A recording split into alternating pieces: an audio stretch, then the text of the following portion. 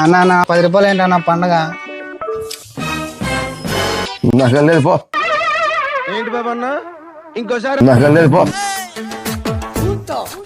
అన్నా నువ్వు ఉన్న 10 రూపాయలు ఉంటాయన్నా? చిల్లర లేదు. ఫోన్ పైన ఉంటే చేయనా? సరిపోయింది సరే తరలే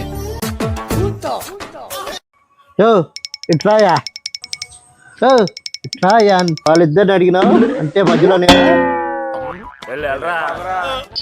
అన్న ఇయ్యన్నా, వాళ్ళిద్దరిని వేయలేదన్నా. ఎంత కావాలా?